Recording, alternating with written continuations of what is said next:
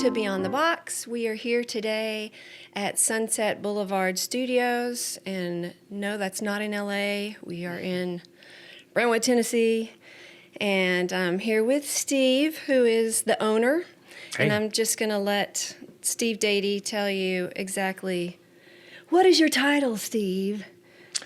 Well, because I tried to tell you, I tried to say it, mm-hmm. and I said it wrong. So, well, there's a lot to it, and Yeah. I am a recording studio owner. Sunset Blvd Studios is where we are. yes. I'm a music producer. I'm a recording engineer, and I'm a recording session contractor. So, And fun fact, he's my neighbor. yeah, we've known each other for decades. Yeah. But so let's just say you want to build a house. You go up to you find a builder, and you say, this is the kind of house I want to build, and the builder puts everything together and helps you design what you want. You communicate with the builder how you want your house to be built and designed, and he builds that house for you. So that's kind of what I do with music.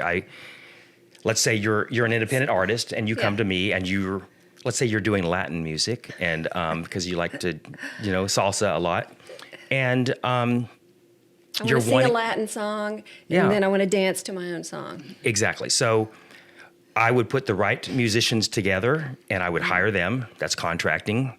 And then we record it. I'm going to record it. I put the microphones on all of the instruments, and I process the signal and the sound to get the right sounds, and then I mix it, or we record your vocal, and then we mix it. So do I pay you? I'm jumping right into it. I was going to ask you some other stuff, but real quick, do I pay you first, and then because I'm thinking about a contractor for a house, I would pay that contractor, and then they would sub out all the other people. So is that what you would do? Yeah. So you pay me, and I pay everybody else.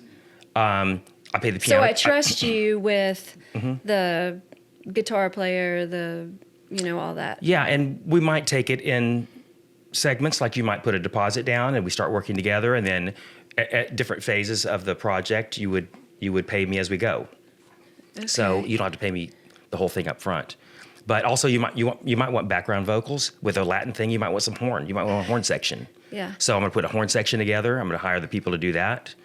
Now I am also sometimes just a recording engineer for the other producers hire, and they want me to record their projects for them and contract their sessions, and I'm not producing it at all. So they've got clients they're working with, and they will come to me and say, hey, I need a rhythm section for this date. So I hire all the rhythm players, and then they're like, I need a string session, or I need a horn section or background vocals, and then I help them record whatever they need. It might just be rhythm section, and then I send them the files, and they finish it out themselves. And I don't even know what happens after that.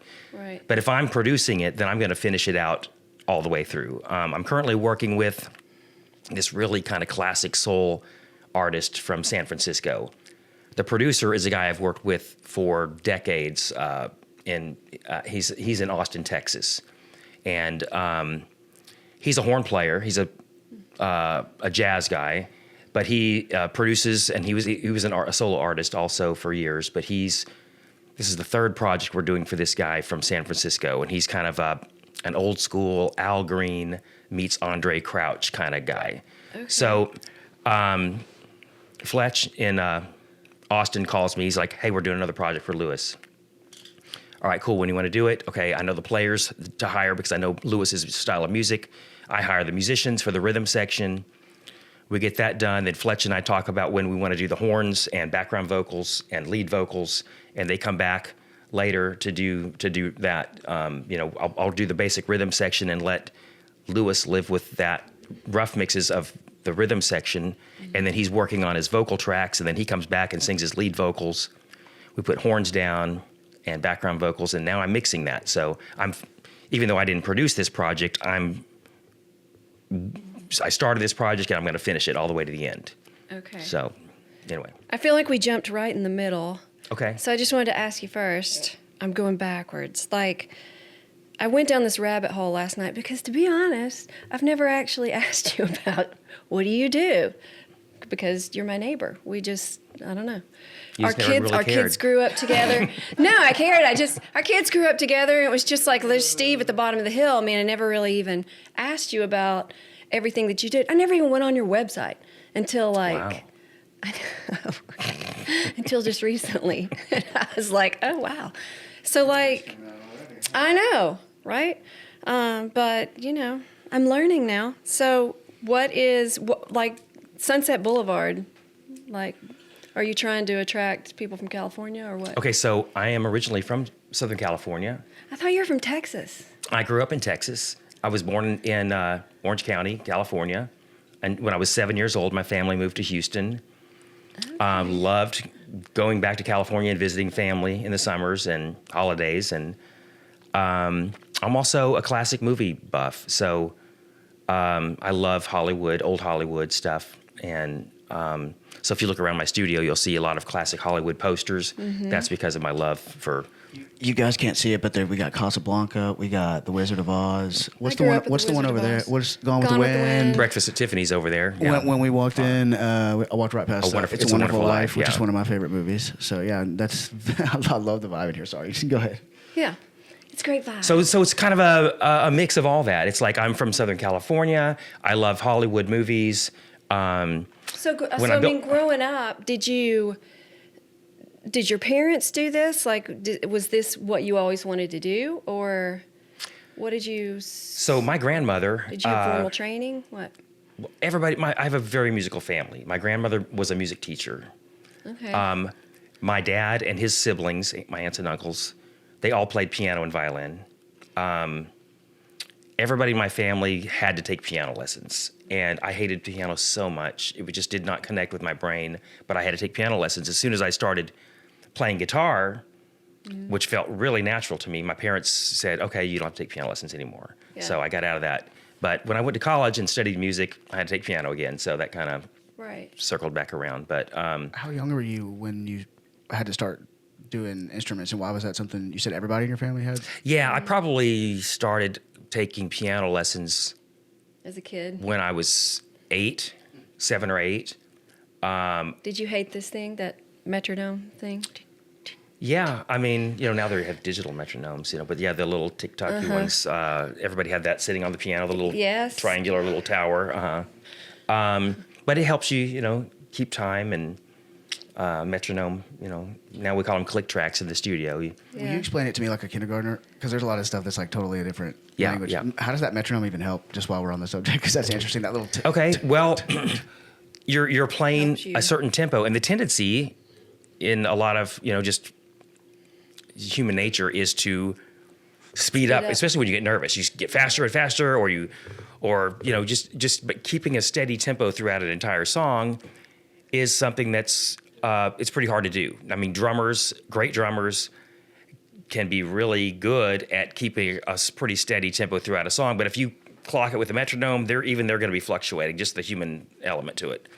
So in a recording, I don't know if you want to address something like this right now or not, but I record a click track that's a metronome that all the musicians are listening to in their headphones when they hear a song. They hear that in their headphones. It's called the click track. Now, everybody's got a little mixer box. The drummer, the bass player, the guitar players, the keyboard players, they all have that click track that they can turn up or they can turn it down. And it's most importantly for the drummer to hear the click track because everybody's going to be following the drummer. So, So it just kind of naturally helps them keep time and slow down and keep without like getting ahead of themselves and stuff like that. Yeah, it keeps them from fluctuating their tempo and they're staying solid. Now, some songs you want tempo changes in a song. So you might pre-program in advance where you want tempo changes and have that click track follow those tempo changes. So everybody's got that in their headphones when they're playing and they're listening to that at the same time and they can follow the fluctuations of the tempos if there are fluctuations. Okay, so you didn't like I'm going back. You didn't like piano, so you said I'm going to try guitar, and you clicked with guitar better. My sister got a guitar for Christmas. I fell in love with that. So my this parents. was just a hobby, or it was like I was your just parents? a kid. I loved music for sure. Right. So I didn't plan on at that point in my life. I wasn't planning on Like what kind of music? What did you listen to? all kinds of music. I mean, I listened. When we moved to Texas from California, in 1971. And I just, I remember, my siblings and cousins coming home with Creedence Clearwater Revival records and different, albums when we lived in California. When I moved to Texas, I go to school and immediately the kids wanted to ask me, like, are you a kicker or are you a surfer? Oh. I'm like, what? I'm Really? like surfer, I guess, was people that Yeah, that makes sense, I guess. were hippies and like rock Kicker and roll like music. soccer? Kicker, yeah, like No, Like kickers were hacky sack? people that listen to country music. really. Oh. I've never heard that term before. And, well, that's because you haven't weren't either. born back. Well, I haven't heard it either. You don't I think was- I Well, was- and in Houston, they had a radio station called KIKK, and it was for kickers. And so kickers, you couldn't just like all kinds of music. But I'm like, okay, I like Frank Sinatra. I like George Jones. I like As a the teenager? Beatles. Yeah. Okay. I What love about the Kiss? Beatles. I loved No? never Kiss was no, that was Later? like that was bubblegum and I was too young. Like Kiss came after me. I passed Kiss up. They were like too bubblegum for me. But I like Led Zeppelin. Okay. Hardcore. Jefferson Airplane, stuff like that. I had older brothers that had a very extensive record collection, and when they were Sticks. well, the Sticks, yeah, I had Sticks, but that was more. Well, it was kind of like late '70s, early '80s. That was my high school years. Okay. But my siblings, I would just when they were gone, I would just go through their record I just listening to everything they had, and I just absorbed all their music. So a lot of that musical influence came from your grandmother, you said? So my grandmother was a music teacher. Thanks for bringing us back around to that. And her parents owned a music studio, ran a music studio in Broken Bow, Nebraska, which is where my grandparents met and got married. So her parents were music teachers, had a music studio, and then when my grandparents met and got married and then moved to Southern California, my grandfather was a lima bean farmer and the Orange County jail chaplain and the pastor of a little country church in Orange County, California. A lima And- bean farmer. And my grandmother Do you taught like lima music. beans? I do. Especially my grandfather's lima beans. They were big, juicy ones. But we, so we all, my cousins, all of us took piano. We were all very musical. And during the holidays, whenever we got together at my grandma's house, we were just standing around the piano singing. Everybody was singing. Yeah. So We were talking about Hallmark movies earlier. Yeah, no kidding. That's about what a lot of those. standing around the piano singing Christmas carols and hymns and whatever it was. It's a So, Norman Rockwell picture. Yeah. but I'll tell you when pretty early on when I started playing guitar and I started seeing music live, I'm like, I really like this. I You didn't. wanted to be in a band, or is that where your head went? I or just was it- loved music and I wanted to play. I didn't know. I never imagined myself really doing music professionally, but like I just absorbed it. Because I- some people are interested in the performance aspect of it. Some people want to be behind the scenes. Yeah. And so you were more behind took- the scenes, or No, I mean, I played, I put bands together. We played in like school talent shows. We played, I think we scared our church half to death on a Sunday night service. Me and a bunch of guys put together this, band, and we played for, like Christian rock music at a Sunday evening service. And Yeah. it kind of freaked everybody out back in, probably my junior year in high school. But, Yeah. But I loved, like I say, when I would get with my brother's album collections, I would make these mixtapes of stuff before mixtapes were even the thing. I would just take my favorite songs off of different albums and put them on tapes and just, Yeah. make these collections together of music. And I just absorbed it all. And I think that, as a recording engineer now that I do a lot of recording, it's made me into a very musical engineer. I played and toured a lot when I was in college. My dad came in and you were in a band in college? Like what you said you played and toured a yeah. lot? So my dad comes in. I think my junior year in high school, and he's like, "Hey, you think you're going to go to college? What do you think about that? I'm like, I don't want to. When I graduate, I'm done. I don't want to go to school. I'm Yeah. I'm getting out of here. Yeah. And he's like, well, you like to sit around and play your guitar all the time. You ever thought about studying music? I was like, I could do that. So I started searching around, and I found this music program at a community college in Waco, Texas. They called it a commercial music program at McLennan Community College. And none of the classes would transfer anywhere else, but it was a program designed to help you get out and make money in the music business. Not teaching. I was going to say like teaching. Not teaching. Anything but teach. Well, you could teach, but it was like these were not going to transfer to any other school classes that were, that would transfer. So it was like a trade school for musicians. Exactly. I had to learn how, in my music ensemble classes, I had to learn how to, I had to bring a song, chart it out, rehearse the band in the ensemble, and teach everybody the song. I was a band leader. And then the next class, somebody else would have to chart out a song and rehearse the band. And then as a guitar major, I started out as a guitar major. I had to learn a different stringed instrument every semester. Okay. So I started out with bass. Well, after that first semester, a bunch of us put a band together, and I ended up playing bass guitar in this band. And next thing you know, What was the band's name? Calico. And we were touring with George Strait for a couple of years after that. What? Yeah, we played locally around Central Texas, and then all of a sudden this concert promoter saw us, and he wanted us to open for George Strait, and then he did some shows for the Judds and Ronnie Millsap and Lee Greenwood, and but mostly George Strait shows for a couple of years. That was. So it was always predominantly country.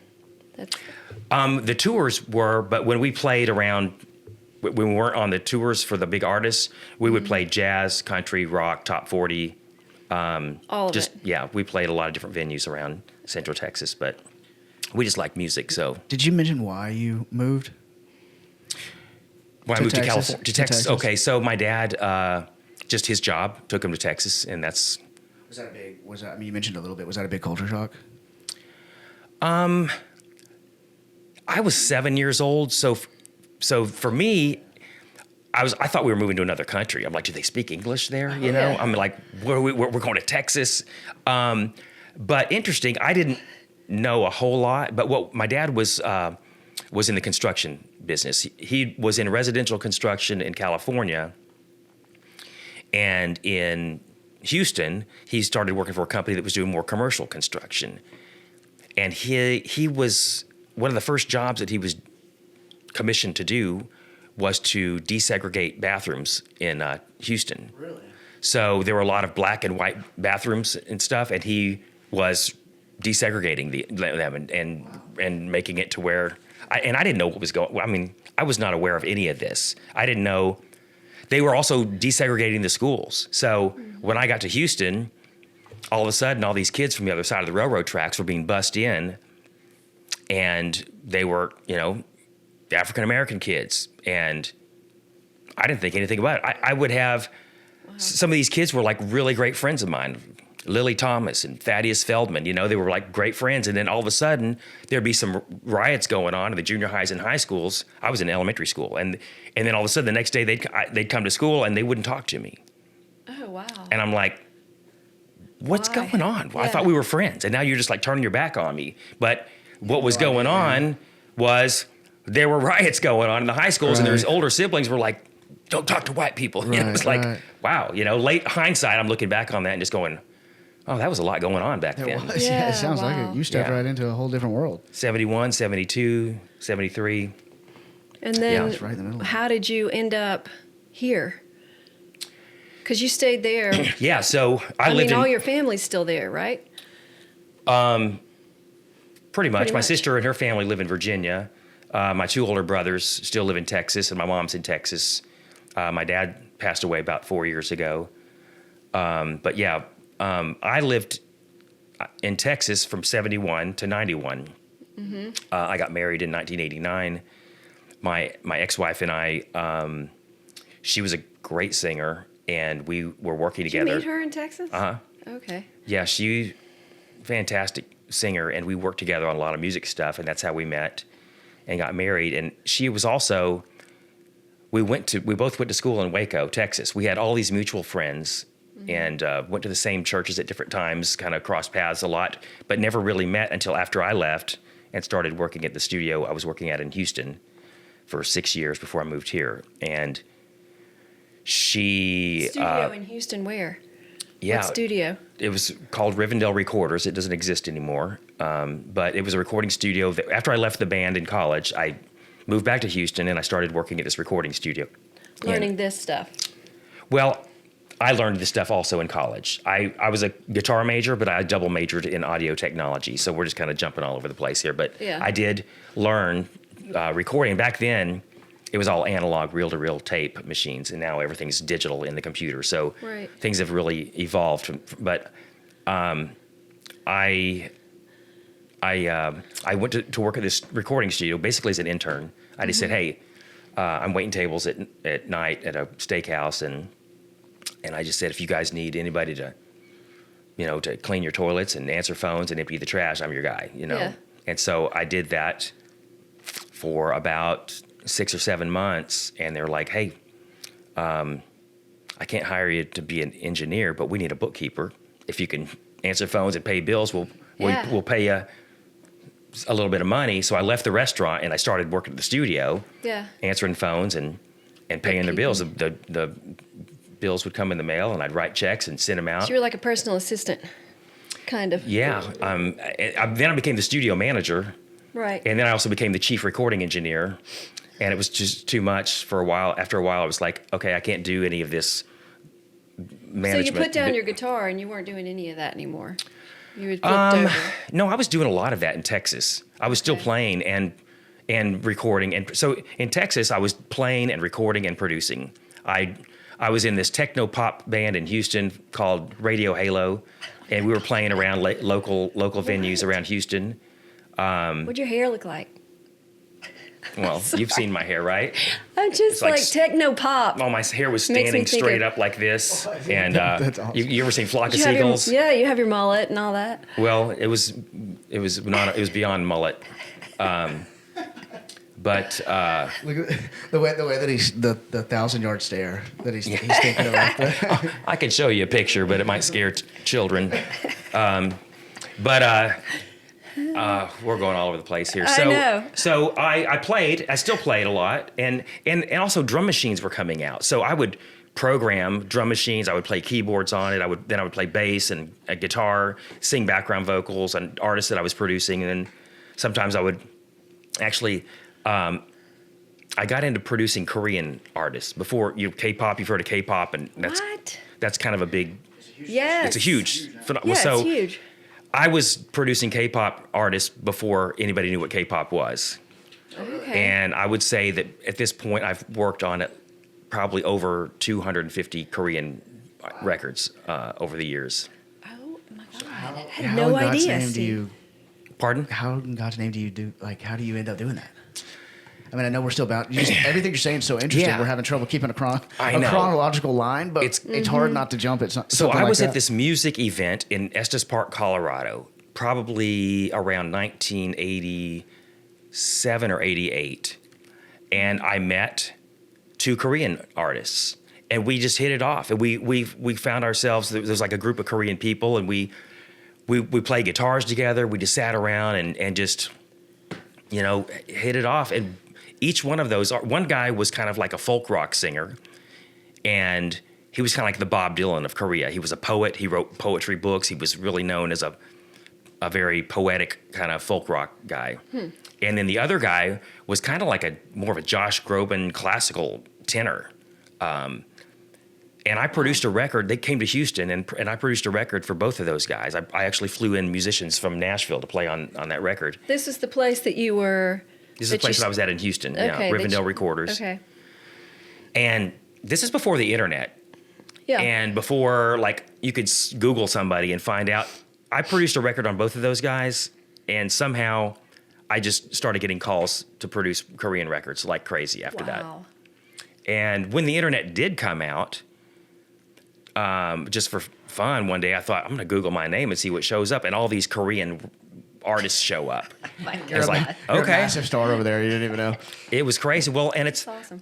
I have an Airbnb in the area, And I recently had a Korean family staying there. And when they found out who I was, they were just freaking out because they knew all these artists that I'd produced. They're That's like, crazy. they were like, okay, I directly. They mentioned a couple of artists, Lee Sung Hwan and an artist named Boa that I worked with, and they were like, these are artists that we listened to when we were like teenagers, and that we could tell the quality of Korean music directly or started changing after that. You know, at that time when these artists came out, everything started changing and getting and improving and getting better in Korea, and they were just like, we're so honored to meet you, and I'm just like, cool. You know, that's amazing. Yeah, That's no, amazing. but there are a lot of people in the Korean music industry, in the music artists and producers and people that are involved in the industry that when they do come to Nashville, they want to meet me. That's really interesting. So I know it's kind of weird because That is weird. So you were just sending them off, and you had no idea. yeah. You were just finishing the project, and like. Well, they would come over here. You know, nowadays you can send files over the internet, and they don't have to come over here anymore. But back then they would come over here and would record everything and record their vocals and background vocals and So how long did that go on, and then when did you make your way to Nashville? So I just produced those two artists in the late 80s in Houston, and then I had several other Korean projects lined up when I moved here. So when I moved here, You were already married? No. yeah, I was married in 89 and then moved here in 91. And That's when you decided you were going to go out on your own, right? Yeah, I left the studio in Houston and moved here and became more of an independent producer engineer. Okay, so now we're getting back to why did you name it Sunset Boulevard? Yeah, Studios. because of being from Southern California and being a classic movie buff, just loving classic movies. And when I when I first moved to Nashville, I was working at studios all over town. I moved here in 91. I built my studio in 97, was up and rolling. Right. And I started working out of my studio in 97. But at that time, I was kind of like, I mean, there weren't a whole lot of these type of studios around back then. yeah. Right? I mean, you had studios on Music Row, but studios that are kind of off Music Row and kind of, you know, like what I have going on here. It's you know, independent, self-owned studios were not that prominent. You had big time studios, but it got more affordable and easier for people like me to build your own studio because the equipment was more portable, smaller digital recording machines and things like that made it more as opposed to these big reel-to-reel analog tape machines that cost hundreds of thousands of dollars. You know, was the internet a thing then? Mm-hmm. When you Like started? Okay, because I was going to say. 2000, or I guess maybe a little bit before that, but right around then. Well, just because I was going to say, then how do you advertise? Like, is it just word of mouth, or is it? When you got here, was the plan move here, open a studio, or was the plan just move No, here? no. The plan was just to move here and just try to do what I do. You know, produce, engineer, and play. And the more I started working with Nashville musicians, the less I wanted to play because it's like, okay, these guys are way better than me as a player, and I can hire a guitar player or a bass player to come in and do what I need and get so much better in a lot less time. And so I just really started focusing on more of the music production and recording side of things after a while, but I just kind of fizzled out on playing much anymore, which I miss playing, and I have gotten back to doing some playing over the last couple of years. There's a couple of songwriters that I go out and play with on occasion. And I guess you can't play and do what you're doing. You can't do that, right? Or could you do? I mean, do that? you can, but it's just so much like why there's so many better players than me. I'm just a really mediocre player, honestly. Well, you should do it because you want to do it, and Yeah. because you enjoy it, and because you like making things. You know, Yeah. you don't have to chart on the top in the Billboard to make music that you enjoy. I think that's the key. When I first moved here, I just felt like, I felt so unqualified to play on anything, and just like I was kind of depressed about it. Like there's so many great musicians around here. I just stopped playing altogether. I'm like, I don't even want It's to try. competitive for sure. Well, I just didn't. I was pretty average, and that wasn't my true gift. Was not in playing. I'm very musical, and I have a lot of music in me, and the technical side of things is what that those are my strengths. Playing, I really have to work at playing, and I can perform and I can play, but I have to put a lot more effort into it. And there's so many great musicians that can just blow me away with one take on a guitar or keyboard or bass, and I would sit there and work on it for hours to try to get something that wouldn't even be as good as what they did. So I just kind of gave up on playing, and I sold all my instruments. And then I realized after several years later, I'm like, it'd be nice just to have some instruments around me. So if I take a break, I can just pick up a guitar or a bass or a mandolin or whatever and just start noodling around on it. Just for me, I don't have to play on anything, but just for my own enjoyment. So I've started doing that again. As you can see, you're kind of surrounded by a lot of guitars in the room, and those are all mine. So I built up another collection of instruments that I can enjoy and pick up. And I think you've heard me play the ukulele before. I have not. Do you want to play it? No, not right now. But I remember playing the ukulele for you once. I guess you forgot about it. So forgot. Wasn't that impressive, I guess. Meredith. Steve, you tell me a lot. We go out a lot. Side note, and then we talk a lot, and we do what we're doing right now, which is jump from like one subject to the next. So you'll have to forgive me. It's a lot of information that I'm taking in, and I'm taking it in, but I've also had some alcohol usually, and so it's hard to grasp sometimes. Remember? It is. Okay, I get it. Yeah.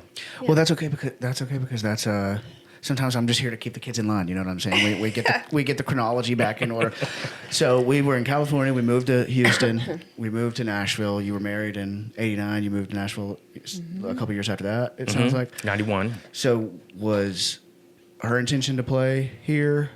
Yeah, actually, my ex-wife, she had a couple of record deals. One of them was. I had no idea. Yeah. One of them was with a Christian record company, and she and I had recorded and I produced all the music on that, and then things got a little weird. They were I don't know, they were just kind of taking things maybe in a different direction, and then they just kind of sat on her contract and just didn't do anything with it, and she had to wait it out for a couple of years. And then when that contract just fizzled out, we put together a female country trio, and this was before the Dixie Chicks, and they got signed to a record deal called DreamWorks, which is a big... Sean? Uh-huh. Oh, my God. Yeah, I told you she was a great singer, and these other two girls were really great, too. And it was Grayson... That happened when our daughter was... Just born? No, she was... maybe like 6 months or something when the record deal got signed. Okay. And then as they did the record and started going to Hollywood and shooting music videos and doing a lot, they're doing a West Coast radio promotional tour. They finished the record, and there's a lot going on. I had actually had somebody set to kind of help me take care of the house, and I would take our daughter and go out and come and kind of like go on the road a little bit, but stay out of their way, but just kind of like be in the parameter so that we could meet up for dinner and have, meet up at night and hang out. And there was a guy in the record company that just didn't like that and started giving a lot of pushback and... Didn't like you being around? Didn't like... I think your daughter being there? Didn't like... Maybe... The only thing I could think of is you had these three gorgeous women, young ladies, and they didn't want it to look like they had families and children. Maybe. It was really hard to tell, but obviously you can imagine being a young mother with a child and having to be separated for months on end. That's going to be hard, Right. And so Sean was... I shouldn't mention her name, but anyway, that's my ex-wife. She was it was hard and emotional about it. And there were times when she would, be in tears and things like that. And this one guy with the record company, he was just being really kind of a jerk about it. And then they ended up just shutting the whole thing down. And they walked away. They put hundreds of thousands of dollars into this trio, and they just walked away from it. They tried to put it out as a duo. Oh my God. And edge. I mean, my wife and I put the group together, but then they kind of Yeah. they figured out a way to They tried to legally remove her and then just do the other two. They figured out a way to legally get her out of the contract and then just release it as a duo and patch it up. But her voice was really the unique factor because the other two girls sounded exactly alike. They were great singers, but Sean's voice was a very unique element that made it very distinctly different. And So that all went down like right after you guys got here. That all kind of happened. Or- that happened That was before after our daughter was born. That was like 90. I hadn't even met you she was yet. born in 97. So this. So you've been here for a few years. Yeah. This happened probably like 98, you know. Okay. Yep. That was right before we moved in here. And then that's when you opened this up, the studio? Studio has been running since 97. I produced the music and recorded here on the female trio that got them the record deal with DreamWorks. Okay. In this here. In this very room. Wow. That's awesome. But I've had a lot of people in this. Keith Urban has been here. What sets you apart? What from all the other places? Well, I mean, my overhead is really low. So the fact that I am a studio owner, a recording engineer, and a Oh, it's okay. I'm gonna have to actually because I'm watching it. I'm like, stop. I know. we'll take a break. So What sets you apart from all the other studios? Because I think this started to become a trend, right? Where people would have their own studios. Yeah. So I guess that plays into advertising and all that. I'm the studio owner. I'm also a producer and I'm also a recording engineer, and I'm a session contractor. So I hire players for whatever you need. So being all of those, wearing all those hats, and also owning the building, it keeps my It's overhead. appealing.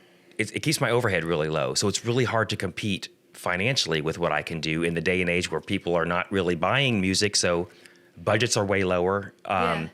People Well, are that not. was another thing I was going to say. Like,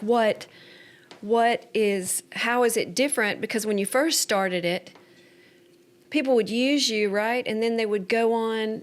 You make the record and then go on to a label and try to. Yeah. So let me circle back around Okay. to that question. But what was I saying? So Your overhead is really low. yeah. So because when I you- started doing something around 2008, where I would. It was kind of expensive to get into a studio where you could record a rhythm section. I mean, there might be a guy that's got, you know, a small studio in his house or something where he could record a vocal, you know, have a singer come over and record vocals there and do something like that. But to actually record drums, bass, guitars, keyboards, and multiple instruments at one time, all at the same time, you had to go to a studio where you're paying, you know, $2,500, $3,500 a day for the studio. And then to get the musicians' equipment there, you had cartage expenses. So all the musicians had cartage companies. So the drummer would have his drum set delivered to the studio, set up for him. The guitar player, the keyboard players, they had all their gear delivered to the studio and set up and ready for them. So they would show up at the studio and just kind of fine tune their setup and get going. Yeah. Well, that was $1,000 for cartage right there, just for the rhythm section. And the studio costing like $2,500, $3,500 a day. So obviously, me having my own place, the overhead was lower. On top of the musicians and the studio, you had to pay an engineer, and you know, so I was the engineer, and I was you'd have to pay a session contractor a lot of times to hire the musicians. I was just doing it all. And you have all the equipment and stuff here. Yeah. So already. now that's how it evolved. But at first, it didn't start that way. I started trying something out back in like 2008. And this is something that changed actually the way things are done in Nashville to this day. I started hiring musicians that were incredibly versatile. I would hire them for a week in my studio, Monday through Friday, all day, 5 days. And I would pay for the cartage. I'd have the piano tuned every day. and I would put the word out to everybody I knew in the music business and say, hey, these 4 or 5 guys are going to be at my studio every day. The cartage is here. The piano's going to be tuned every day. Who wants to jump in? Right. And so I would get calls from songwriters, from producers, from artists, anybody who had something they wanted to work on or even just try out. Like a guy would say, hey, I just want to really try working on one song. But it would be so expensive to go to a studio. Just to be able to do something very yeah, just to try something simple with a full rhythm section, with the equipment there and everything set up and ready to go. You couldn't do it. You couldn't. Yeah. So guys are like, I want to try. I want to do one song. Let me give me a 3-hour session, or somebody else was like, give me a full day, And it booked up solid. Like I'm like, okay, I'm onto something here. Yeah. So I started doing like every 5 or 6 weeks, I would just book these guys in my studio for a week.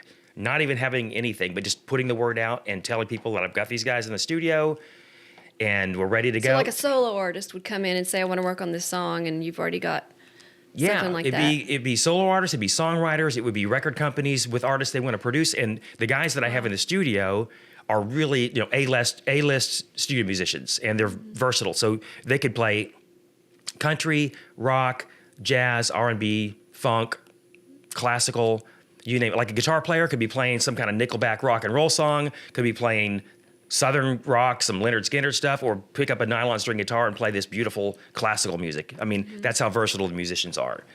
And so those guys being in my studio for a week, it didn't matter, what style of music, who the artist was, they could cover it. And so that started to catch on, and that caught on for about a good solid 8-9 years of, wow. and it turned into being about 2 weeks out of every month with the rhythm section here, and people just jumping on that. And that is what kind of changed things around Nashville. People started trying to do the same thing. Mm-hmm. It was hard. Why at the very beginning, why did I always think that you were predominantly a Christian artist? Well, I have done a lot of work in the Christian music industry. Yeah. But I just music. I record music. So I don't know why you thought that either. But I have done a lot of work with the Christian music industry. I've done a lot of work in pop, jazz, R&B, music. I do a lot of music for film and TV. Yeah. So anything that people need music for. So you don't have like a signature sound where people go, we need to see Steve Dady because he's really big into country or whatever. Yeah, no, it's not how that works. It's anything. Like everything. Uh-huh. Okay. Have you ever heard the saying or had that's interesting? That part's interesting to me because that's something that I connect to creatively as far as being versatile and that being a strength, not a weakness. And then people say a jack of all trades. What's the saying? It's a jack of all trades is I'm gonna have to look. Master of none. Master of none. But they never finish the quote. But is oftentimes better than a master of one. Is the actual full quote. They all cut it off right after a master of none to try to make it, but you do a bunch of stuff, but you're not really a specialist in anything. Well, if we're going to bring the quote up, let's finish it. It says, but is oftentimes better than a master of one. Because if you're only a specialist at one thing, like your whole thing that you just described, the brilliance of it was the versatility of the musicians. Because anybody could come in and do whatever. Versus you just being like, hey, and you could have worked the other way as well, I suppose, if you were specializing, but it wouldn't have appealed and been such a strength in that way if you weren't versatile. So I think that's pretty interesting. Well, it is a lot more cost effective when you go in and you just want to. This was another question. Like when someone comes in, do they just give you the song and then you do one pass? You do one performance, or do you record it and then they leave and then you add in all the, If we've never been a part of this process, how does it work? Okay. So, because we haven't. For example, like if I wanted to come in and just do a song. This is Monday. So Wednesday, I've got a rhythm section here all day long. Mm-hmm. I've got 2 different clients. One client is here in the morning and the afternoon, and then another client is going to be here in the evening. The musicians are going to come in on Wednesday morning. They won't have heard any of the songs before. They won't know what we're doing. They just show up. Mm-hmm. And the morning and afternoon client, he'll be very prepared and have all of this is what this guy does. He has all of his stuff ready to go. He's producing it. And he'll have a conversation with us. He'll pull up a demo of the song we're going to record. So everybody kind of listen to basically the vibe and what the original is. And then we'll have conversations in the room. We'll have an electric guitar player, an acoustic guitar player, a drummer, a bass player, and a keyboard player. And then, and he'll have the charts already made out and ready to go. And then we'll have conversations, and then everybody kind of goes to their instruments, and everybody's listening in the headphones and hearing themselves, and we're having conversations, kind of working out parts. I'm like, okay, I'm going to run the click, and we're going to do a take. And I'll start running it, and the tape is rolling. Well, there's no tape. It's actually computer hard drives rolling, but we still call it tape. And they're hearing the click track. The drummer's going to count it off, and everybody kind of starts working out their parts. And sometimes it's just like, boom. There's a lot of the guys get it in the first take, and they want to maybe fix a few things.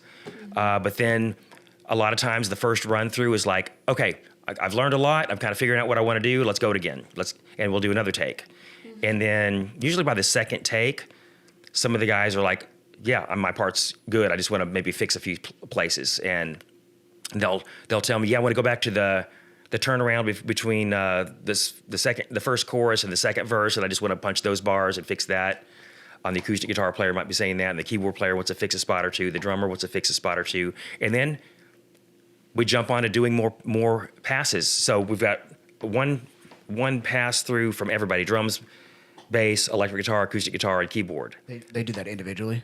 Yes, they're doing it all at the same time together. Okay, together. Now, they've got that pass all the way down. Everybody's got their parts. Now, the drummer's going to say, hey, I want to put some shaker, some percussion on it, maybe some hand drums. So he'll move over to the percussion realm. So he just does it. He doesn't ask the artist, I was about hey, to I'd ask like that to too. do this. Yeah, no, he's just doing and then the artist, the producer is like, if they don't like something, they'll speak up. But we've already had conversations before we... You kind of know where you want to go with it. Yeah.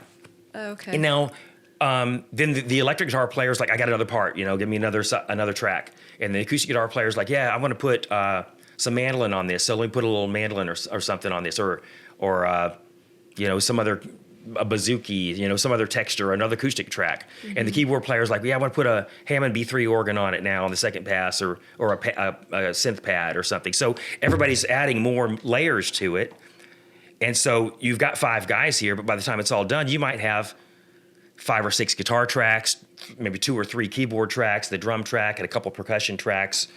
And it's So you put everything on there at first, and then if the artist wants to take away some, can he do that? Yeah. But does that normally happen? Or... Because eventually you have to make a decision on one of the versions, right? Like if you do 5 runs with the guitar, like eventually you just got to pick one, right? I would assume that's how you go. So are you taking different versions and then just picking a version? There are different versions, but I'm talking about adding other parts.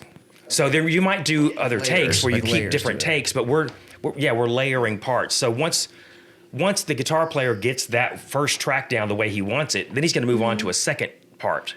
So it's not like a second take; it's doing a second part, adding more to it. You're adding. I get that. Mm-hmm. It's funny. I was just watching a documentary on Prince. I knew it was going to be a documentary. I knew it was. I know. I always talk about documentaries. And I'm going to make a clip out of this. We can go ahead and time travel to the future. I'm talking documentaries. Anyway, it was about Prince, and he was doing, God, what was the song? It was maybe Purple Rain or something. Anyway, he stripped down the bass, like took it away completely, which was like unheard of apparently back then. But it ended up being like one of his most famous songs or something. So I guess my question is... just the bass was by itself for a portion of the song? No, the bass was... He took it out. Oh, took it out. Completely. Mm-hmm. And which was strange. I don't know why that was unheard of back then. You always have a bass, I guess, because that's maybe the... Well... the bottom beat, wasn't... You know what I'm talking about. It's the foundation. The foundation of the song. Did he eventually put the bass back in? Did he No. just take it out for a section? The entire song had no bass? Out, yeah. I can't remember which song it was. It was a couple of songs that he was playing around with it. But I guess my question is, do you ever notice an artist will do that? They'll have all of these, you'll have all these layers, and then they'll go, I don't really want all these layers. Sometimes. And, is it? When Doves Cry? Oh, you looked it up. The song is called When Doves Cry. Yeah. For the audience. Yeah, When Doves Cry famously has no bass line in it. Wow. Okay. Yeah. So on a side note, is that really weird? Is that super, super duper weird? Not if it's musical. I think that you can do whatever you want. You're creating something. It's a creative process. So there's no right or wrong. It's all subjective. I guess I'm just thinking, like, if I came in and I was a new artist, and I would probably easily be overwhelmed. Maybe not, because I've written a song, but to get all of that input in, and then in my head I have something else that I want, then do you notice that, I mean, will always the musician speak up and say, I know that we've done all this and we've spent so many hours doing this, but I don't want this. I want something else. Yeah, no, that happens. And so my job, even when some other producers come in here, they're working, maybe I'm just the engineer, and they're working with an artist and all the musicians. I am constantly looking at the artist and going, how are we doing? Are we getting what you want? Is this what the direction you want? And if I'm producing an artist, I tell them right from the beginning, like, listen, this is for you. You're going to have to live with this the rest of your life. So please speak up and make sure we're giving you what you want. Yeah. Because we're just going to go on and record somebody else after this. But this is, going to be with you forever. So let's make sure that we're getting this exactly the way you want it. Don't be afraid to speak up. Sometimes they are very overwhelmed by the process, and it moves really, really fast. And so they're kind of in a fog, and sometimes they just don't know, until later. I would assume that you've got to guide them. Like one of my questions was what's more important, I guess, for you, like the feel or the sound of the song. Does that make sense? I mean, they're both really important, but I think if you're not being moved by a song, if you don't feel something from it, then what's the point? So maybe the feel of the I song. want a singer to sing in tune and to have their time right, but I also want to be moved. You want them to have a reason for singing as well. Yeah, so when I produce a singer, a vocalist, I'm all about just getting them to make me feel something. That's the most important thing. So if I'm reading a book right now by Rick Rubin called The Creative Act, and I don't make music, but I make videos, obviously, and all different kinds of stuff. So, anyways, it's everything you're saying is very interesting. I'm thinking about like my softwares and the way that all this kind of stuff. And anyway, the book reminds me of a lot of what you're talking about because he does music, obviously, and a lot of it's what he's talking about. Why I find it applicable to myself, even though I don't do that specifically, because he's not talking about music. He's talking about a lot of what he's talking about is like the spirit of creativity and like the mentality that you have to be in to get the most out of yourself and that kind of things. And so I think what she's talking about is pretty interesting because that's got to be a huge, like, you could be a really talented musician and not be able to say no to people and let them run all over you, and now the song turns out to be something that you didn't. So like, how much of it is a mental game? You can have the best equipment and the most talented artist, but how much do people need to come in here ready to like really tap into that? Yeah, I mean, hopefully if you're the producer, and when I produce an artist, I really spend enough time with them before they get in here so that they understand what they're getting into if they've never done it before, and to get them as comfortable as possible. And one thing you will not find in my room with the musicians that I hire is you will not find egos. And when I was working with musicians... That's unusual. Yeah, when I was working with musicians in Texas, egos were all over the place because they had something to prove. They're like, I would remember working with guitar players and like, that is not it. We need something completely different. And they just looked at you like they're so offended. Like, I just gave you, this is what I'm doing. This is what I think it needs to be. And like, it's not right. We need to keep working on this. We need to figure something else out. And they would just get so, offended. Now, when I moved here, it's a whole different world, a whole different level. Nashville is, if you've got an ego, you're not going to get work. I mean, you might get egos with, and There's I don't want egos all in the music industry. You're not in the studio, mind. not studio musicians. Live, I'm telling you, Broadway is not the studio world. If you've got an ego, you're not going to get work. You have to be like, okay, cool. What do you want? Let me try something else. Yeah. Let me try something else. You gotta be able to be. Well, definitely for the people that are working for you, that are playing the instruments and stuff, because they're trying to put out the very best. Yeah. Yeah, I'm talking about studio musicians. I'm not talking about artists. I was thinking about the artists. What's the difference? Studio musicians this is what they do for a living. I hire them to come and play on projects. If you're an artist, then you're writing songs and you come in, and there are a lot of artists with egos for sure. But you want to be able to bend and do the very best work because you want another job. Well, right? And also you care. Like the musicians that I bring in, they really care about what they do, and they really care about the artist getting what they want. So they will ask questions directly to the artist, and you'll feel them do things musically that just work with the lyric of the song, and there's a lot of great musicians in Nashville. There's a lot of great musicians that play all over Broadway, but that's a studio musicians in the studio who are creating and coming up with all the parts and ideas that are on recordings are on a whole different level than those guys that are playing on Broadway. Mm-hmm. I mean, you could handpick and grab somebody off of Broadway and put them in the studio setting. Yeah. And this whole day would be like a disaster because the flow, the communication would just be like, Well, they're performers on Broadway. Yes. You're trying to grab a crowd, an intoxicated crowd, and to get more money because you're paying off of tips. But wouldn't that person have to get into a studio eventually? Or wouldn't that person, Which person? Like wouldn't the person that's performing on Broadway, wouldn't they, Not necessarily. Is that their goal, is to just play off the hip like that forever, or they're entertainers? Wouldn't they have to get into a studio at some they're point? They're full of ego. And make a song or something. A lot of them. I get what it makes sense to me. Like the people that are in the Broadway studio. Performers. I got a lot of friends that are Broadway performers, so I don't want to say anything about that. But it's a different gig. It's a whole different gig. Yeah. It's not the same. And there could be some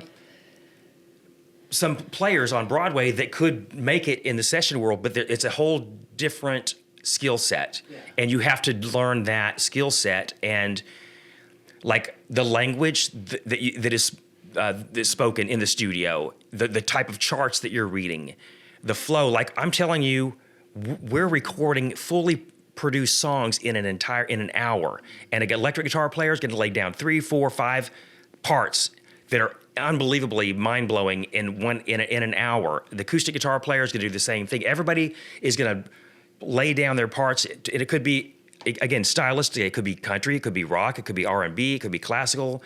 It's a group effort versus a solo. And everybody is creating and coming up with their ideas like that. And a whole song is finished in an hour with all the ideas and parts that have just come together. Even guys will come here from L.A. Nashville is such a different world than L.A. or New York. And they've got great musicians there. They do a lot of recording sessions. But you come here, and I've worked with big artists from L.A. that come here, and they're like, oh my gosh, you just finished that song in an hour? We just spent an entire day on that in L.A. Yeah. And come up with this, something this good and this creative. And it kind of sounds like the infrastructure of the music industry, the foundation, like what really makes it go are the talented studio musicians. Yeah. Does that make sense? And these guys are not partiers. I mean, they get down. They're here to work. That's what I'm saying. They have families. They're the artists in the room a lot of times. They go home. They're with their families every night. They don't work on weekends. I know. We just used the term. And then they get in the studio and they show up and they take care of their health. They get sleep. They eat healthy. They're not eating because they got to get through an entire day of recording it and keep their focus. So it's a whole different breed. They're not out drinking at night. They're not doing. It's kind of like the dance world when you're in LA and you're working a gig and you're trying to do you're just getting a gig here and there, and then if you go to somewhere like Vegas, you get a show and you're settled and you're doing that show every night, and then you can save your money and you can buy a house and all that kind of stuff, and it's just like the music. I mean, studio musicians here, which is crazy, are making thousands of dollars a day around town, and right. I think that just and I'm speaking as a layman on most of this, and I will proudly provide that perspective of being like a kindergartner when it comes to this stuff, because I think it's a lot of times the audience needs it to be broken down like that because you're an expert at what you're doing. I think that the dichotomy there that you're describing is fascinating. I don't think I've ever heard it. I've never even thought about it like that. So if you're interested in music as a career, I think most people would go to the performing artist, right? And they wouldn't even think about all the opportunities that are available at a place like this on a day-to-day basis. Do you think that's a misconception that people do have? Well, they're more seasoned, right? Yeah, I mean, the studio musicians have done the road gigs and they've toured and done all that, and then they a lot of them, the ones that are studio musicians, just kind of think opportunities arise. They start working their way into doing sessions, and then next thing you know, it's like they get into a regular network of sessions, recording sessions, and producers that call them and like them, and the word gets around. Let's say I've got a rhythm section booked for this Wednesday, and when we finish this podcast, all of a sudden I get a text message from keyboard player that says, "Oh my gosh, we've got a death in the family, and I've got to go. I've got to leave town, and I can't do the session." Well, on this short of notice, I mean, there's a lot of great musicians in town, but let's just say I call the other 4 or 5 keyboard players that are my go-to guys, and none of them are available on this short of notice. And I'm starting to panic. It's like, okay, I've got to get somebody in here for this session on Wednesday. So, I mean, I get people all the time that say, "Yeah, my cousin's a great guitar player, a great keyboard player. If they really could do session work in Nashville." That's not where I'm going. So I'm going to call other guys who are booked on my session, bass player, drummer, guitar player, say, "Hey, I'm in a jam. This is the style of music we're working on. Is there a guy that you've been working with lately that you would recommend to play on that could do this session?" So I'm going to go to somebody who's already on the session and get their recommendation, and that's how you break in. Maybe they've met a new young guy that's kind of up and coming, and he's available. He's not as busy as some of the other guys, and then boom, next thing you know, like, man, this guy's really good. I'm going to remember him, And that's how guys work their way into the system. Huh. So it's word of mouth kind of thing. It's not like somebody can give you a resume and go, "Here."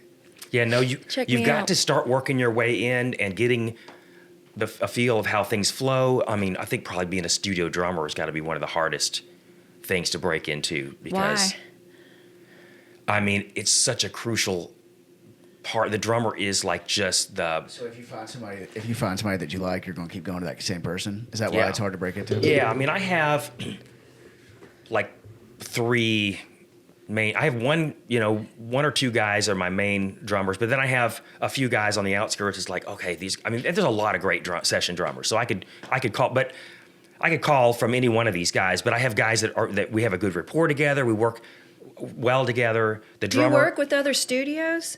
Like sharing musicians? You know what I'm saying? Well, the musicians are all independent, so they work in studios all over town, and they're all independent. So, Right, but I'm saying, are you like in such competition with them, or can you call another studio up and go, "Hey, do you have any of these musicians available?" Studios don't have instrumentalists. Okay. Instrumentalists are all independent. So you'd be calling the same person that they would be calling, basically. There'd Yeah. be no need to call the studio. Okay. yeah, no, I mean, Would you ever have somebody that like does part of the song at another studio and then comes to you like Yeah. that? And would you ever need to collaborate with that studio, the other studio, in that way? yeah. Well, there's a studio. I'm working with an artist right now who recorded a bunch of his tracks at another studio, and I had to collaborate with that studio to get all the files over here so we could record his vocals. And I'm doing his vocals and background vocals and mixing, but he recorded everything else at this other studio. But he wants to replace some tracks. He wants some songs. He wants to add some different guitar parts. He doesn't like some of the keyboard parts that were done. So I'm going to bring in some musicians and we're going to replace some of that stuff. So, but I'm friends with the guy that owns the other studio. I've worked at other studios since I've had my studio here. I'm not just only working at the studio. I do only work at my studio, but there are times when I'm actually a producer wants to work at another studio and hires me to engineer and work at another studio. So I've done that before. So after they finish it, do they? Because the industry's changed now. Like I said, you don't go to a label anymore, right? You just put it right on Spotify. Like, how Well, does independent artists, yeah. I mean, there are some artists that I work with who are pretty big artists, but they've gone down to where they just are doing it all themselves because the record companies are trying to survive. So if you're... Because how do you make money? You're Yeah. giving you a ton of money to make the album, make the record, whatever. Then what? It's like... Well, when I moved here in the 90s, the music business was thriving. It was a great time to move here and to be in the music business. Record companies were thriving. Artists were getting... Let's say I've got a label and I want to sign you to be an artist with our label. I'll give you $100,000 cash advance to sign with me. So they were getting offers like that. Wow. You know, you would try to create. If you're an artist, you would try to create competition with record companies. Okay, who's going to give me a better deal to sign with them? And you'd get like a little battle going on between labels who wanted to sign an artist, and they would give you $75,000, $100,000 cash advance to sign with them, and then they would spend, $250,000 to record. But that's recording at studios that were costing way more. Like everything is so different now. But then the record company would own the album. They owned it, and they would sell the album and hope to recoup all the expenses by selling the album. The artist would make money by going out and touring and selling merchandise. Right. Now, people were buying music. People were buying albums. They were buying CDs, Right. tapes. This was before Nobody buys music Spotify anymore. And, Apple Music. So now you have a whole different world because nobody's buying music. You have to get followers on social media. Yeah, but record companies are trying to survive. So record companies will say, okay, we'll sign you as an artist, but we want a percentage of all your live concerts. We want a percentage of all your merchandise sales, your shirts and jewelry and whatever you're selling at your concerts. We're going to get a percentage of all that. We also want your publishing. So even if you're not an artist who's a songwriter, we want you to work with other songwriters and be a co-writer, even if you're not really a songwriter. They want you to co-write, and then they want your publishing. So they're trying to make money off of their artists as much as possible. If you're a big songwriter in Nashville and you want to get a song cut by, let's say you're a great singer and you sell, people love you, but you don't write songs, well, the songwriter is going to go, hey, I'd like to team up with you so that I can get a cut on your, maybe, have you record one of my songs. And then you might get a percentage as a songwriter, even though you're really not much of a songwriter, because this writer wants to get cuts. So he's, writers are making deals to try to get cuts on albums. So, will you explain the recouping process when they pay them up front? And I'm ignorant too, but just a tiny little bit where they kind of, because from what I understand, they give it to them up front and then expect it back over a certain period of time, etc. Yeah. Well, it was really common for record companies to spend a certain amount of money on an artist's first project, and that project was likely going to lose money. But by the time they did their second album, they might start getting more notoriety and selling more records, and then also that first record starts selling again. And so once the record company has recouped the expenses that they put into recording these projects, then the artist can actually start receiving artist royalties on those records. But the artist, until then, yeah, the artist is not. They're not receiving any money from record sales until that album is recouped. And so the idea would be, I'm going to go ahead and pay you for it now, I guess. But that sounds like, these deals sound predatory in a lot of cases. Yeah, you had to be a pretty great artist to get a huge cash advance like that. But I remember, what was it? Forget the record label. I had a friend who was a great songwriter when I first moved here. She sounded like Anita Baker. She was like a really cool, soulful voice. You remember who Anita Baker was? Yes, I love Anita Baker. Elektra was the record company. Elektra signed her to a record deal, gave her a big old cash advance, and happened to be the same record company that Anita Baker was on. No. Wow. And so somehow, I've heard stories, but I'm not going to speculate rumors and things like that, add to that. But she just kind of got shut down, and they paid her big, I think probably $75K cash advance, and they just cut her loose. And because I think they realized, she sounds too much like Anita Baker, and maybe things got a little rocky with Anita Baker and with the label, and so she had this big record deal, but just they walked away from it. So. Could she could then go to another one, yeah, or no? Yeah, she could, but they may have just not. Maybe they didn't release her, but they just didn't do anything with her. They put her on the shelf. So she's got to wait till her contract is up. How often does that happen? Because that's what you were talking about happened with your ex-wife, correct? Happened with my ex-wife with her first record deal. Because that's where it can get predatory, right? Where, like, let's say I sign you to a 5-album deal and then I purposely don't make the last one. Yeah, they can just like, okay, we're just gonna let you die, and then in the meantime you're getting older, and if you're with artists out there, when you're in your prime, the younger you are, the better, the older you get, the harder it is to some artists do it. People don't. All they have to do is record a record and then put it on Spotify and, so explain that part of it, get what a she was bunch asking of about. get a bunch of followers. I mean, I know my daughter's friends have done that, and they have huge amount of followers now, and they're on tour. And I mean, I don't know how much money they're making, but Yeah, if you're on tour, then you're making money. People are paying to see you, I guess. but they didn't have to go through a record label or anything. Yeah. So what's the pros and cons on a situation like that? Like you're not having to go through the label. You don't have to worry about a predatory contract, maybe, but it's obviously more difficult because you don't have the You don't have the funds. infrastructure and the support and the resources of a label. So, but it seems like that's again, it's like a weird parallel version of it. But like my school of thinking would be that you would want to go independent, which is kind of like what she's describing.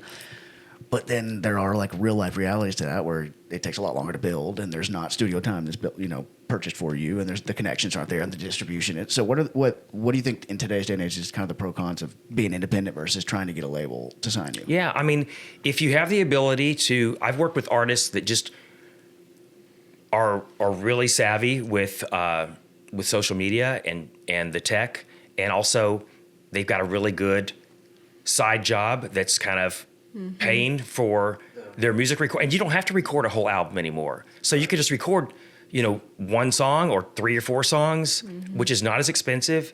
So I've had artists come in. How much is one song? Just curious. In my world, to completely finish a song, it could be, again, it depends on what the instrumentation you want on it, but just a basic, rhythm section with background vocals, lead vocal, and a mix usually runs between $1,500 and $1,600 a song. Now, if you need, horns on it or string section or other, bring in a cellist for a part of the song or do other certain things, then that just affects the price a little bit. But it's not as expensive as you would think anymore. I mean, back in the always a lot more. I mean, you had, like I said, you were paying just a lot more for studio time and big studios and all that before I started, And then they do videos too. That's gone, like music videos. People are doing their own videos. TikTok has changed everything. So if you're an independent artist, it's not hard if you're really savvy and social media savvy and you're getting your stuff out there. If you can, you've got a job and you come in, you record a little bit of, some of your songs with the rhythm section, and then you save up more money, you come back, you record your vocals, you save up some more money, you come back and you get me to mix it. Then you've got 4 songs. A lot of people do that. They just kind of work on a song in stages or a project, maybe 4 or 5 songs in different stages, and then they'll get somebody to help them put out a lyric video on YouTube or something, and then they just you just start doing your own thing and marketing it, and then sometimes things will just take off and go viral. But there's a lot of stuff that's being released all the time, and I one thing that I say a lot is just the market is oversaturated with mediocrity. There's a lot of garbage out there. Just because people are releasing a lot of music on their own doesn't mean it's great. Well, yeah, the access to the tools is cool on one hand, but on the other hand, So true. So, I mean, it's hard to keep up with everything that's out there because there's so much. I mean, we just saw Bad Bunny at the Super Bowl. I didn't even know who he was until I heard he was going to be singing at the Super Bowl. But and he has freaking billions and billions and billions. He has a huge following. I saw the Grammys, and then I saw him for the first time. I think that's so interesting these days. Like all the time, I'll come across, like I'll find somebody on Spotify that I've never heard before, and then you go to their artist page, and it's like millions of listeners per month. I'm like, I've never even heard of this person. Yeah. And it's like, this is a huge star. I guess it seems like people are listening to him all the time. I've never even heard of that person. And just because they're huge doesn't mean that it's great. No, it doesn't. On one hand, it's like. I mean, more definitely does not equal automatically better. I would think that you would think that the access to the tools has allowed more artists that wouldn't have been able to become artists, which is a good thing.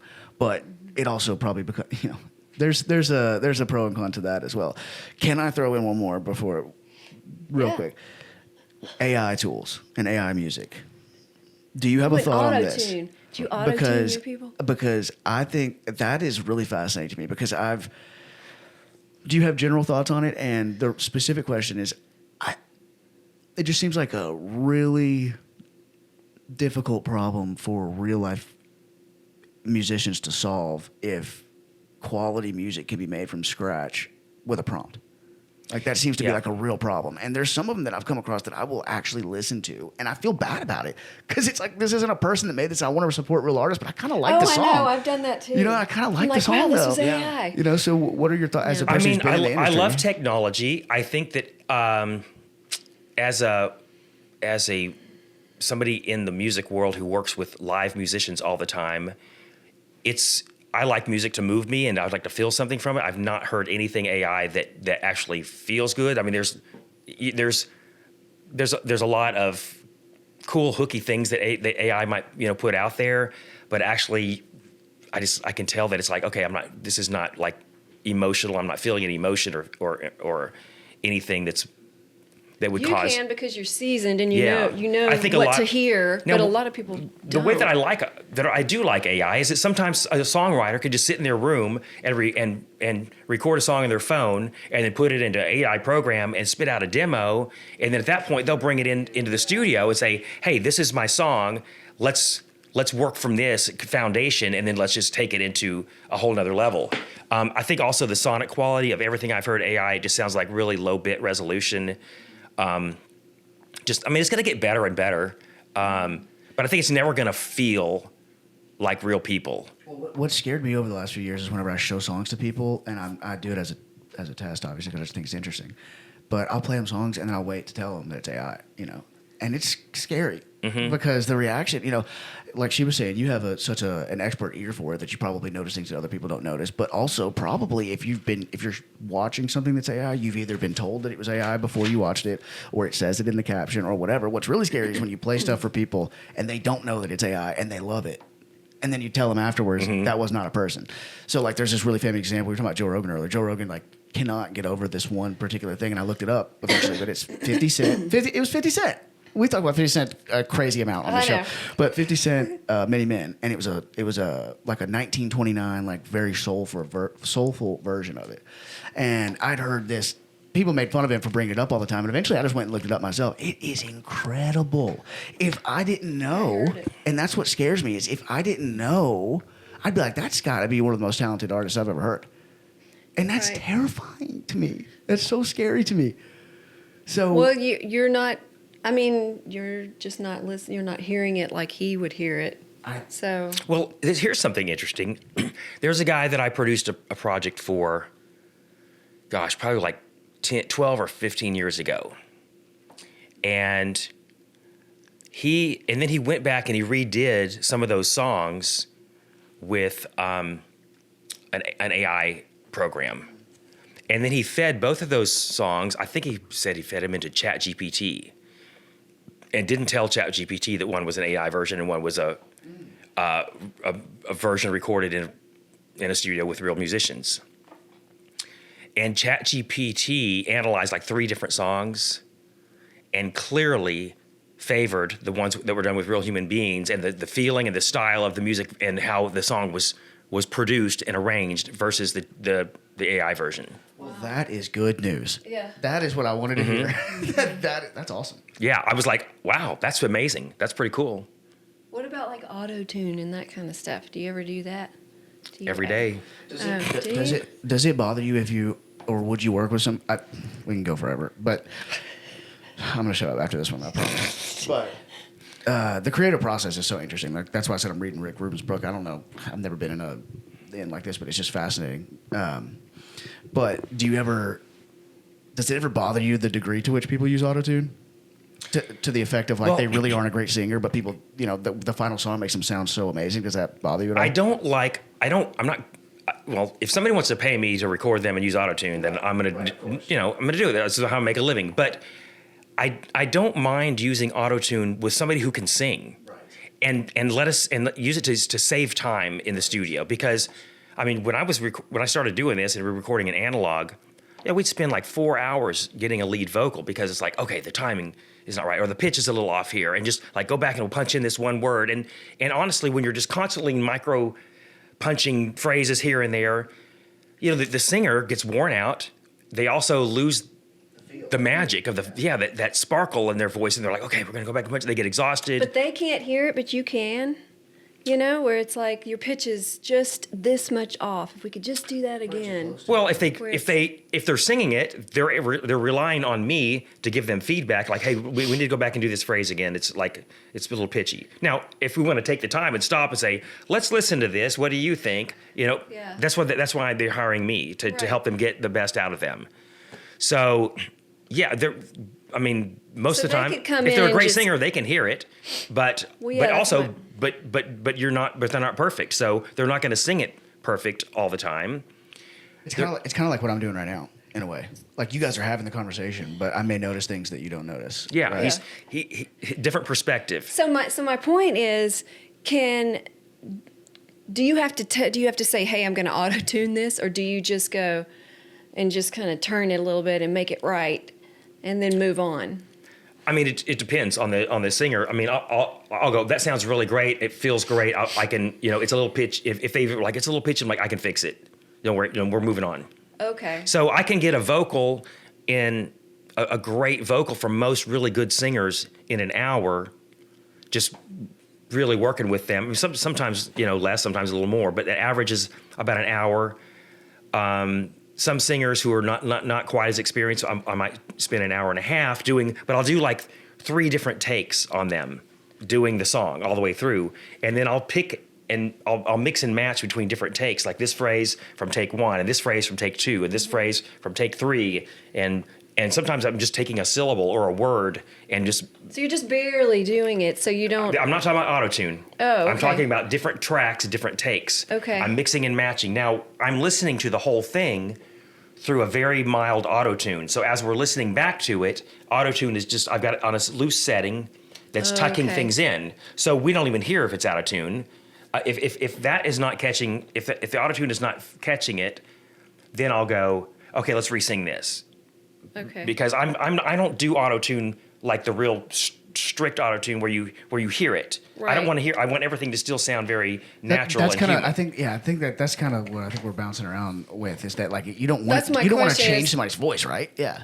But Yeah, I mean, unless you're doing some that people for an just- intentional effect. yeah, some people intentionally Yeah, want it. a certain way. Is my point. Yeah, and that's not, that's a whole different thing. What I'm talking about is just getting a great performance from a singer that But sounds that's natural. that's not what your jive is I'm just not going to just throw auto tune on you and have you sound like Well- this. We're going to actually work through it. But I do, when you say throw auto, I do have an auto-tune setting that is on when I go back and listen to the take, and I listen to it to see if it's catching But it's loose, things. you're saying. It's very loose, so it allows them some flexibility, Right. and it just tightens things up a little bit. And you can tell when you turn it on, it's like, okay, just really, really tighten things up. But the thing is, you can go back and listen to a Beatles record or Eagles record or something like that, where it's like they sang so good, Right. Listen to these artists, and it's like, I don't know It's pure. what the deal is, but you listen Yeah. and people, I mean, I could listen to it real critically and find things that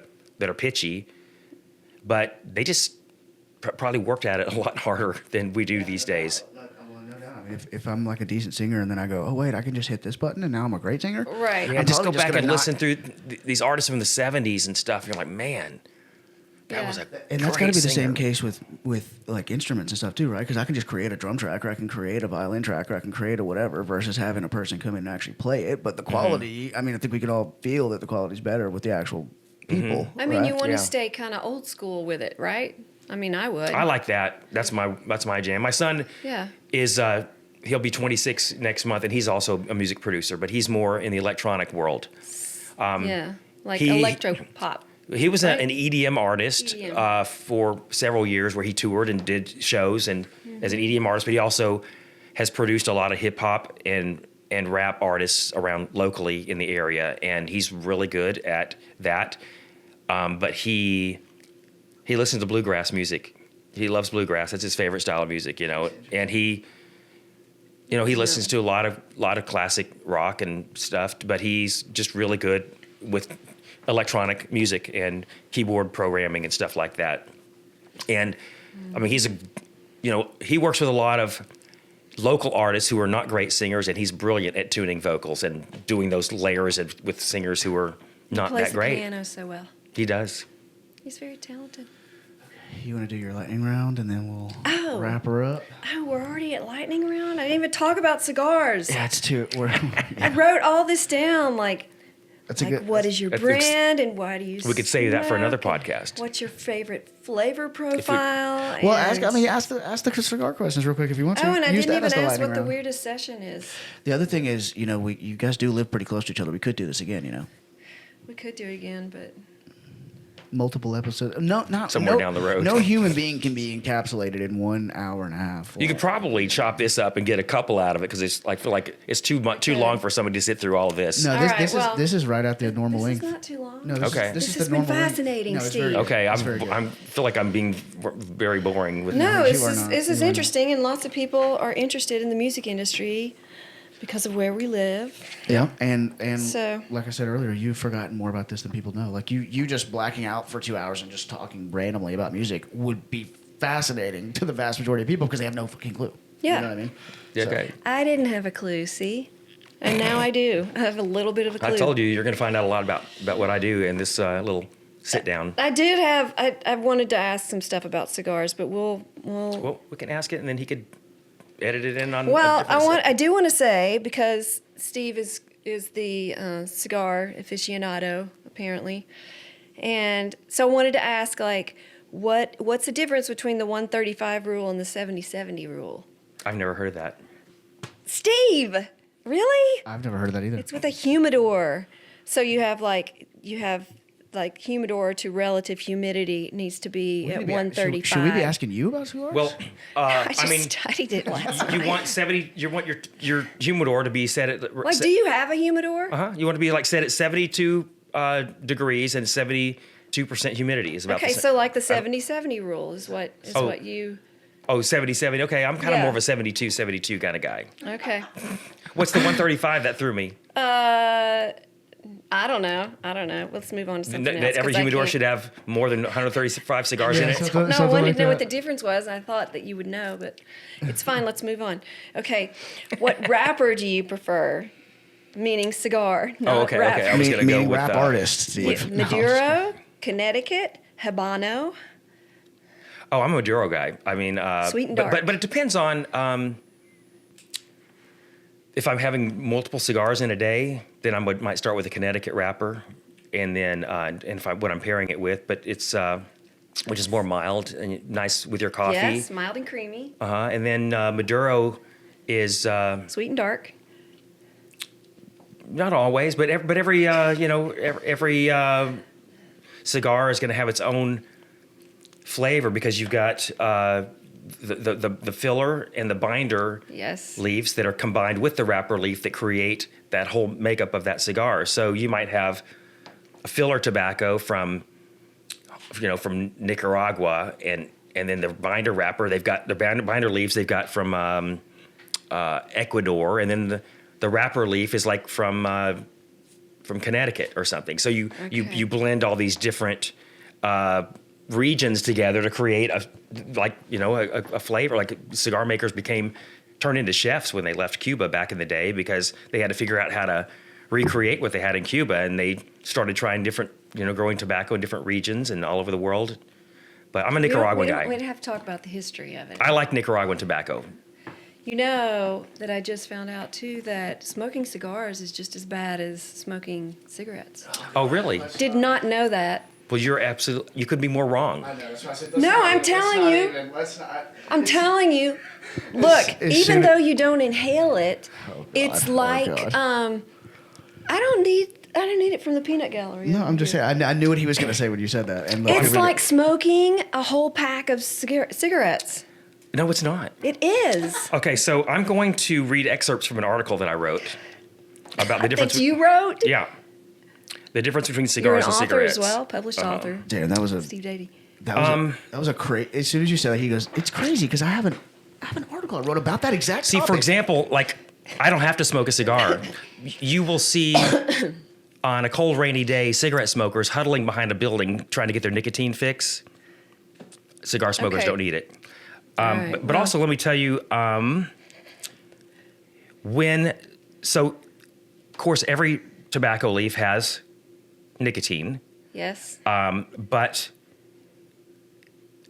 when cigar tobacco is aged and fermented by the natural air fermentation process, the nicotine and ammonias dissipate. So they're reducing the nicotines and ammonias when they ferment it that way. Now, when cigarette tobacco is processed by the flue curing technique, the nicotine and ammonias are retained. So yes, do cigars contain traces of nicotine? Yes. But cigar smokers are able to go weeks or months without smoking. They don't need the nicotine. They don't get addicted to it. Where cigarette smokers... That's not what the internet said. It was Well, addictive. the internet's wrong. Yeah, well, it's not. I know multiple... Don't you smoke cigars too? I know multiple cigar smokers, and none of them need it. I'm Now, partaking a different kind of smoking myself. there is one other interesting fact about nicotine. There's an alkaloid found in tobacco called cotinine. It's a metabolite of nicotine, and cotinine is used as a biomarker for exposure to tobacco smoke. So they can check the cotinine levels in your blood. The cotinine levels in an average cigarette smoker is 500 nanograms per milliliter. 500 in the average cigarette smoker. In a non-smoker, it's 0.15 nanograms per milliliter. So 0.15 in a non-smoker, 500 in a cigarette smoker. In a regular cigar smoker, 6.2. So And where was this published? I know you said you did it. yeah, no, this is research that I did Okay. on the internet actually. And there are Because you knew I'd ask you a question about that. no, this is just an article I wrote years ago. The difference between cigars and cigarettes because people are so ignorant on the subject, they don't really know the difference. There are a lot of cardiologists that I have read articles on who recommend cigar smoking for the relaxation that it brings and the help people with stress. So Is that why you do it? No, I do it because I like the aroma and The the taste of relaxation. The relaxation. Do y'all know who George Burns is? Yes. Okay. So he was a famous actor. He started out, in the 20s and 30s in vaudeville, Smoked and then, a lot of cigars. then he was on TV shows in the 50s, and then in the 70s he was in movies, and he lived to be over 100 years old. And George Burns smoked cigars. Every time you saw him, he always had a cigar in his mouth. So when he was 100 years old, he was interviewed by a guy who said, "So what do your doctors think about you smoking cigars for so many years?" And he said, "I don't know. They're all dead." So that pretty much sums it up. That's pretty funny. I don't know. They're all dead. Yeah. That's pretty funny. Okay, fine. We'll go to the lightning round. Lightning round. Yes. What is your favorite type of song that you listen to? What genre? Like right now? Oh, it just changes daily. Okay, today. Gosh. This has nothing to do with Bad Bunny at the Super Bowl, but I was listening to, Latin pop music the other day. I'm old, so I like Pandora. I think Pandora is a great way for me to discover actually new music. I just kind of put in something I like, and then all these other songs come up, and I can thumbs up or thumbs down, and next thing you know, I'm like, oh, who is that? But I mean, I'll listen to Merle Haggard radio, and then I'll listen to Led Zeppelin or, All right, so you're all over the I'm map. all over the place, yeah. Okay. Just depends on the day. What's the weirdest thing you've eaten? Oh, cow stomach. Oh, God. That is a weird one. Wow. Yeah, I went to going to South Weird. Korea, working with so many Korean artists. I've been over there a couple of times, and Chewy?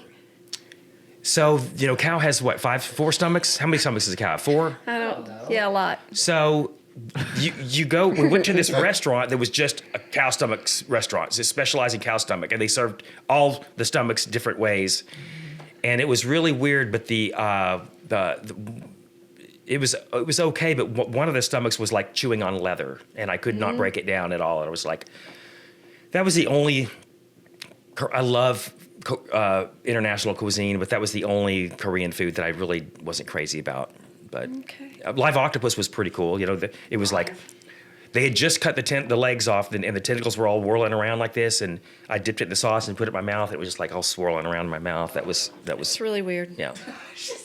I've never actually even asked you what was the weirdest thing that you. It's not going to be something very weird. Trust me. It's not going to be an interesting answer. That's why I'm like, well, Okay. Okay, well, I'm not going to tell you what the weirdest thing that I've ever eaten is. So. We have to. I gave you mine, so. And he gave you multiple examples. I mean, when I was a kid, I used to eat Vaseline. Oh, that could kill you. I liked the texture of it. I don't know. It's weird. I don't know why I did it. I don't know why I did it. Okay, what is your go-to emoji? Oh, kind of the slightly smiling, sweating brow, maybe. Yeah. I do that a lot. But Yeah, mine's the nerd with the glasses. I do that a lot. yeah, that makes sense. Just kidding. Okay. What's your favorite series that's streaming? I could probably answer that. Well, I have so many. I'm honestly, gonna say right now. right now is the third season of Shrinking just I knew came you were out, and gonna I say love that. that. I started but, watching that too. Yeah. That's funny. Shrinking. It's good. Harrison Ford is in it, and basically he's a psychiatrist, Shrink. Yeah. And Jason Segel's in it. What's it? He's Apple. Apple. He's got Parkinson's. Yeah. It's good though. It's funny. It's heartwarming. It's hilarious. The casting is Although I'll brilliant. tell you one that's really poignant is Afterlife, with The movie? series with Ricky Gervais. Oh. So good, so good. Okay, what's your biggest pet peeve? Oh, We can say driving, or maybe just whatever. I'm just trying to like narrow it down. I don't really. You don't have a pet peeve? Okay, let's just say I'm not a germaphobe, but I'm germ conscious. You are a So germaphobe. I'm a germ conscious, so like I can drink after you, I'm fine. But like if you're putting your hands where I'm going to put my mouth, and Wait, didn't I just do that? yeah, I think you did do that. But let's say you hand me just a did. glass I did. and you're holding it by the rim where I'm going to be drinking out. I'm like, no, I I'm not didn't gonna do that, but I can't. No, remember. but like I was at a restaurant once. I do remember this. And what was I think a guy opened a bottle of beer and then put his hand on the grabbed the top of the and handed Well, it. But yeah, I that's said I'm gross. not going to drink out of that. I'll take another one. Yeah. It's like, can you just not put your hand on where I'm going to put my lips? Crazy. Yeah. That makes sense. And he looked at me like, oh, you're weird. I'm like, no, you are. Yeah, that's very strange. Okay, one more. If you were a superhero, what would be your power? What would be your superpower? You can pick a power, or what's his? Yeah, like I would love. I'm going Harry Potter. I would love to have that invisibility cloak. I would love it. Just so I could be invisible, I can walk around, and listen to what people have to say about me. So what would you want your superpower to be? Not what your What would you superpower. want your Yeah. superpower? Just like really be really fast, like to move, like so I could just like be downtown like that, not have to sit in traffic. Songs or not? Just blink, and you're Mm-hmm. there. Yeah. Okay, I have one more. Okay. If you were gonna sing karaoke or line dance, which would it Oh be? gosh, karaoke. Yeah. Okay.